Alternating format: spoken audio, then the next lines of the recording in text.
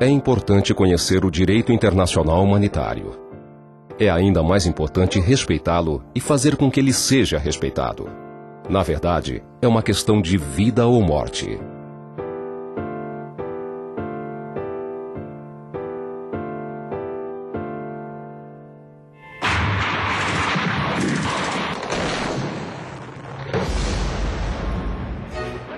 Desde os tempos mais remotos, a guerra é uma prática humana.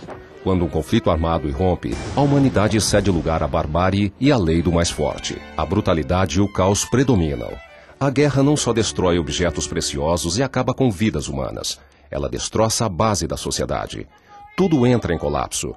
E os primeiros que sofrem as consequências mais graves são os civis. Tenía un hogar estable y lo perdí. Lo perdí todo. Todo, todo. Estupros, saques, limpeza étnica, massacres e violência de todos os tipos são o rosto cruel da guerra, manchado de sangue e desesperado.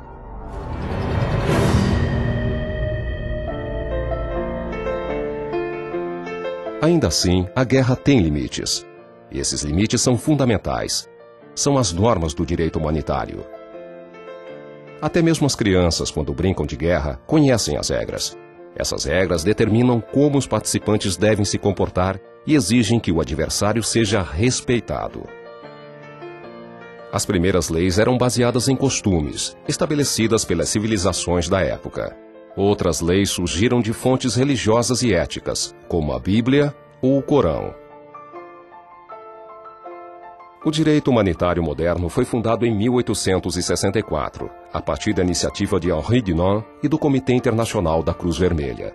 Ele contempla uma regra básica: poupar todas as pessoas no campo de batalha que não participem mais das hostilidades.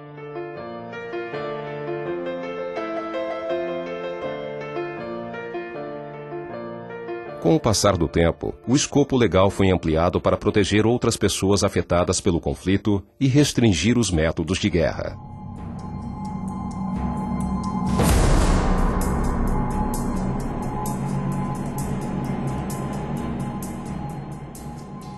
Organização neutra e independente, o CICV tem um mandato da comunidade internacional para promover o respeito ao direito humanitário. Esse direito está especificamente elaborado para tempos de guerra, enquanto os direitos humanos se aplicam a todas as situações. The ICRC has a double responsibility. On the one hand, it has a responsibility to check and identify where violations of international humanitarian law occur and to intervene on the level of the relevant authorities to counter these violations. And on the other hand, the ICRC also has a role to clarify and develop international humanitarian law when necessary. As convenções de Genebra foram ratificadas e aceitas por todos os estados. Essas convenções e seus 3 protocolos adicionais contêm uma grande quantidade de artigos. No entanto, todos eles são inspirados em algumas poucas regras fundamentais. A proteção dos civis. A proteção dos feridos e doentes. A proteção dos detidos.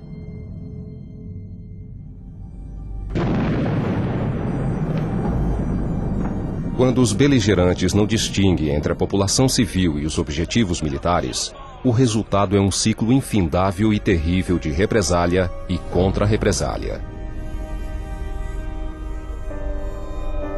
Os civis que não participam diretamente das hostilidades devem ser sempre poupados pelos beligerantes. Em nenhuma circunstância eles podem ser alvos. A não obediência dessa regra fundamental com frequência obriga as pessoas a fugirem de suas casas, com toda a dor e a incerteza que isso traz. Unfortunately, what we've seen in the last couple of decades is that the main victims of armed conflict are civilians, men, women, and children. That the idea of war between 2 armies who line up on a battlefield and fight each other is long past. Now we see that up to 90% of the casualties of modern warfare are civilians.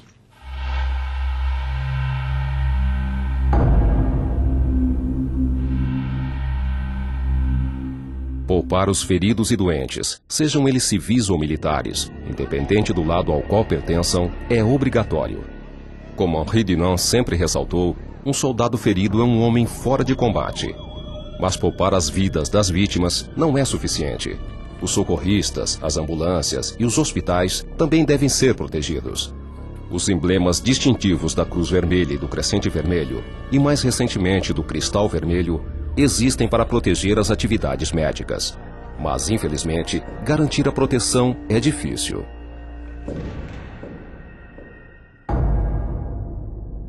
Garantir a proteção dos detidos é um princípio essencial das Convenções de Genebra.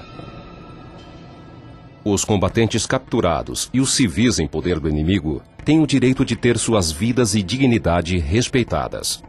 Eles devem ser protegidos contra todas as formas de violência, em particular a tortura.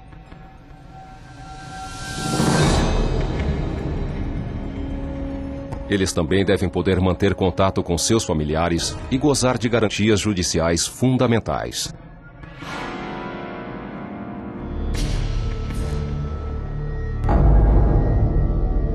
Na guerra, uma pessoa não pode fazer o que quiser. O direito humanitário proíbe o uso de armas de efeito indiscriminado ou que causem sofrimento excessivo.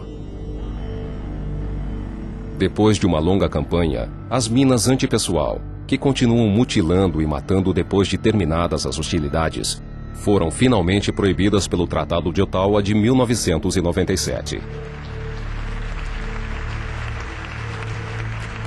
Hoje, as preocupações humanitárias se concentram nas munições cluster. Mesmo que haja um progresso em direção à sua proibição, que outras armas mais insidiosas podem aparecer amanhã? O direito internacional humanitário terá então que regulamentar ou combater seu uso. As graves violações do direito podem estar escondidas por trás de expressões como ataques cirúrgicos ou danos colaterais. Os beligerantes devem tomar todas as precauções possíveis para limitar seus ataques a objetivos militares e abster-se de seguir com operações que, incidentalmente, venham a causar excessivas perdas de civis. Os princípios de distinção, proporcionalidade e precaução são básicos, mas, infelizmente, nem sempre são respeitados. Desde 11 de setembro de 2001, o contexto internacional se polarizou, gerando muitas tensões. Tanto as redes terroristas como os programas de luta antiterror desestabilizam regiões inteiras. As regras do direito humanitário se aplicam a todas as novas formas de conflito e oferecem uma base para responder aos desafios de hoje. A ideia fakir bidaya ana gasid zede nasal katula bui ana dardam shine dafa nin bida galita fakir barau lakin no kan to gwanin bidaya ana mashi fogu ana boktul lakin gwanin galila ya wana ugu asab gwanin. A validade do direito humanitário é às vezes questionada por alguns líderes políticos ou militares. Quando não o ignoram por completo, ele é aplicado insuficientemente. É importante fazer com que todas as forças engajadas em um conflito armado sejam responsabilizadas pelos seus atos. Naturalmente, os estados, mas também os atores não estatais. As regras para a guerra se aplicam a todos. Não há exceções.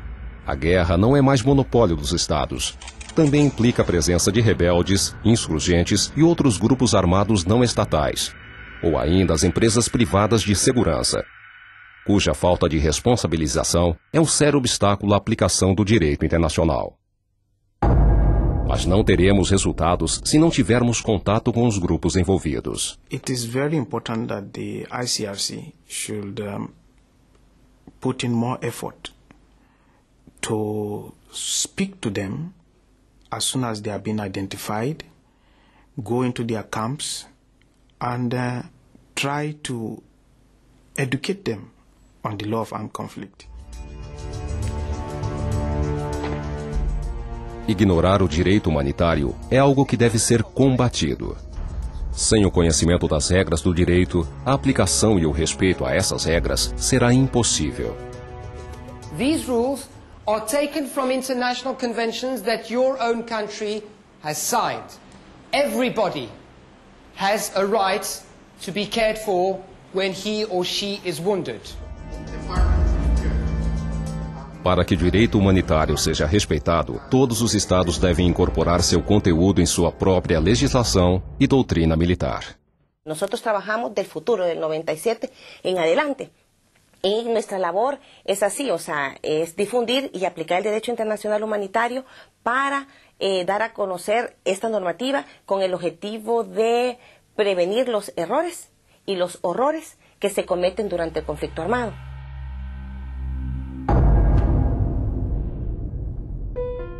A lei deve punir quem a viola.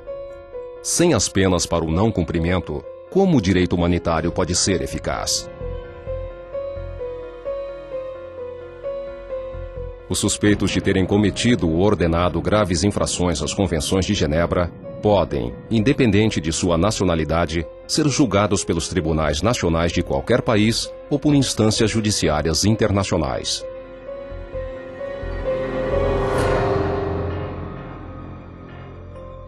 O Tribunal Penal Internacional está sediado em Haia, nos Países Baixos, e é um órgão de justiça independente e permanente que julga indivíduos acusados dos crimes mais graves: genocídios, crimes de guerra e crimes contra a humanidade. Mais de 100 países já ratificaram o Estatuto do Tribunal Penal Internacional. Mas esse número ainda não é suficiente. International criminal justice has an important function to end impunity. The tribunals have a very important dissuasive function. I wish, however, to point out that we are just at the beginning of a process. Lots of progress has been made over the past 10-20 years in developing international criminal law and international justice. However, we are just at the beginning of the journey. There is still a way to go before we have a system at the national and international level that counters acts of barbarism amounting to international crimes. As normas do direito internacional humanitário são eficazes e de grande importância. Quando respeitadas, elas protegem a civilização como um todo. Por isso é vital que conheçamos e apliquemos estas normas. Apesar de suas limitações, o direito internacional humanitário é uma realidade. E pode proteger todas as pessoas afetadas pela brutalidade da guerra.